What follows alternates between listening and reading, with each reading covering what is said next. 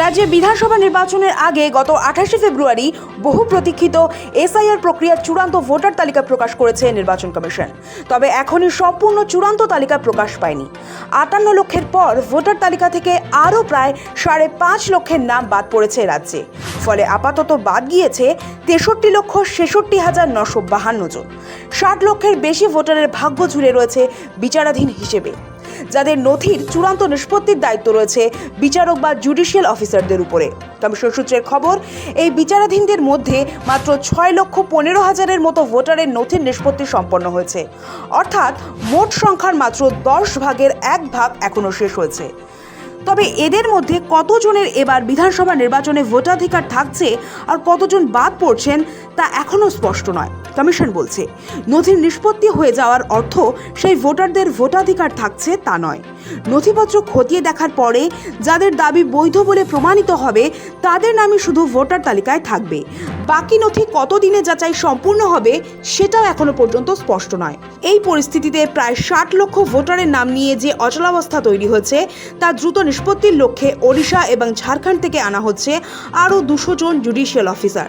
সূত্র বলছে, শনিবারের মধ্যেই তাদের রাজ্যে পৌঁছানোর কথা। মূলত দক্ষিণবঙ্গের 8টি জেলাকে পাখির চোখ করেই এই বিশেষ পদক্ষেপ নেওয়া হচ্ছে। বর্তমানে রাজ্যে 505 জন জুডিশিয়াল অফিসার এই বিশাল কর্মযজ্ঞ সামলাচ্ছেন, কিন্তু কাজের বিপুল চাপের কথা মাথায় রেখেই প্রতিবেশী 2 রাজ্য থেকে 100 জন করে মোট 200 জন অফিসারকে আনা হচ্ছে। কমিশনের লক্ষ্য, ভোটের নির্ঘণ্ট ঘোষণার আগেই এই তালিকার জট যতটা সম্ভব কাটিয়ে ফেলা। ভিন রাজ্য থেকে আসা এই অফিসারদের মূলত 8টি জেলায় মোতায়েন করা হবে। জেলাগুলি হলো উত্তর ও দক্ষিণ 24 পরগনা, পূর্ব ও পশ্চিম বর্ধমান, হাওড়া ও হুগলি, বীরভূম এবং নদিয়া। সুপ্রিম কোর্টের নির্দেশে যে সমস্ত জুডিশিয়াল অফিসাররা এসআইআর এর কাজ করছেন তারা শেষ পর্যায়ের কিছু নথি খতিয়ে দেখছেন এবং তা দেখা শেষ হলে তবেই নিষ্পত্তি হবে সেই নথিগুলির। এখনও পর্যন্ত এই পর্যায়ে থাকা নামগুলি হলো অ্যাডজুডিকেটেড, যে সংখ্যাটা 60,06,675।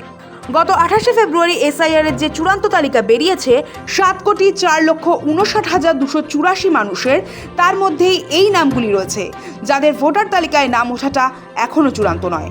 এই বিপুল সংখ্যক ভোটারের নাম নিষ্পত্তি না হওয়া পর্যন্ত রাজ্যে কোনো ভোট করানো যাবে না। এই দাবিতেই পথে নেমেছে বিরোধীরা। সব মিলে উত্তাল রাজ্য রাজনীতি। এই পরিস্থিতিতে বাকি বিচারাধীন ভোটারদের নথি যাচাইয়ের কাজ দ্রুত নিষ্পত্তি করতে ভিন রাজ্য থেকে বাংলায় আসছেন আরও 200 জুডিশিয়াল অফিসার। শোভিক সান্যালের রিপোর্ট, সময় কলকাতা।